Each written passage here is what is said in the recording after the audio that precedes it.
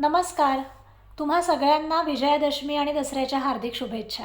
दसऱ्याचं अनन्यसाधारण असं महत्त्व आहे. तर आज मी तुम्हाला दसऱ्याशी निगडीत 2 गोष्टी सांगणार आहे. महिषासूर नावाचा एक राक्षस होता.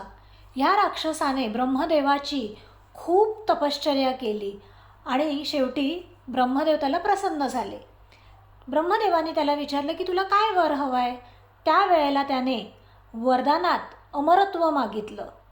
तर ब्रह्मदेव म्हणाले की अमरत्व तर मी तुला देऊ शकत नाही, तू काहीतरी वेगळं माग. अशा वेळेला महिषासुराने असा वर मागितला की माझा मृत्यू एका स्त्रीच्या हातून व्हावा. ब्रह्मदेव म्हणाले तथास्तु. कारण महिषासुराची अशी कल्पना होती की कुठलीही स्त्री त्याचा वध करूच शकत नाही. स्त्री एक अबला, जिच्यात काही शक्ती नाही, जी काही करू शकत नाही त्याला, अशी एक त्याची धारणा होती स्त्रियांविषयी.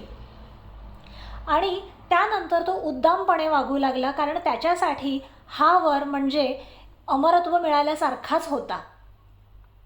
आणि मग त्याने सगळ्या ऋषीमुनींना, सगळ्या चांगल्या लोकांना त्रास द्यायला सुरुवात केली. आणि त्यानंतर त्याने तर असं सुरू केलं की कोणीही देवाचं नाव घ्यायचं नाही, तर फक्त माझं नाव घ्यायचं. आणि मग सगळ्या देवांना एकत्र यावं लागलं. आणि त्यावेळेला त्यांनी विचार केला की आता आपण नेमकं काय करायचं, कारण आपण तर ह्याला मारू शकत नाही. अशा वेळेला सगळ्या देवांच्या शरीरातून एक एक ऊर्जा, त्यांची शक्ती प्रकट झाली आणि ती सगळ्या शक्तीने एका स्त्रीचं रूप घेतलं. आणि ती स्त्री म्हणजे दुर्गादेवी. आणि मग दुर्गादेवी आणि महिषासुराचं युद्ध सुरू झालं. हे युद्ध तब्बल 9 दिवस चाललं आणि 10व्या दिवशी दुर्गादेवीने त्याचा वध केला. हे युद्ध मराठी महिन्यातला अश्विन महिना जो आहे त्या महिन्याच्या शुक्ल पक्षात प्रथमापासून ते नवमीपर्यंत तब्बल 9 दिवस सुरू होतं. आणि मग अश्विन महिन्याच्या दशमीला म्हणजे 10व्या दिवशी दुर्गादेवीने महिषासुराचा वध केला आणि ह्यालाच आपण विजयादशमी या नावाने ओळखतो. आता गोष्ट आहे दसऱ्याची.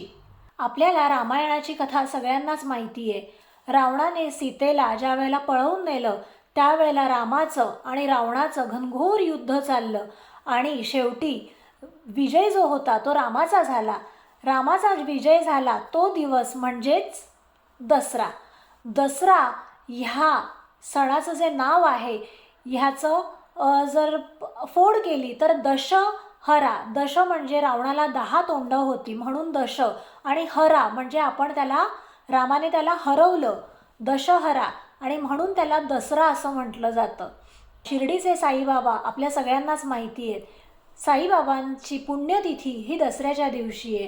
पुण्यतिथी म्हणजे साईबाबांनी दसऱ्याच्या दिवशी आपला देह टेकला. दसरा हा 3.5 मुहूर्तापैकी एक मुहूर्त आहे. म्हणजे नेमकं काय, तर आपल्या सगळ्यांनाच माहिती आहे की आपण कुठलीही महत्त्वाची कामं करताना, लग्न, पूजा कार्य काही करायचं असेल, अशा वेळेला आपण मुहूर्त बघतो. म्हणजे चांगली वेळ आहे का हे बघून आपण त्या गोष्टी करतो.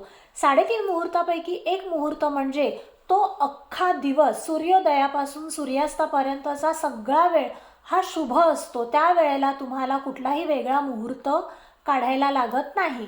त्यामुळे बरीच जणं घर घेणं असेल, कार, बाईक, दागिने किंवा अजून कुठलीही घरात जर नवीन वस्तू घ्यायची असेल तर अशा सगळ्या गोष्टी दसऱ्याच्या दिवशी करतात. तर हे मी तुम्हाला थोडक्यात दसऱ्याचं महत्त्व आणि त्याच्याशी निगडीत असलेल्या काही छोट्या छोट्या गोष्टी सांगितल्या. तुम्हाला कशा वाटल्या हे मला नक्की सांगा. तुम्ही जर आत्तापर्यंत चॅनेलला सबस्क्राईब केलं नसेल तर नक्की करा. पुन्हा भेटू. नमस्कार.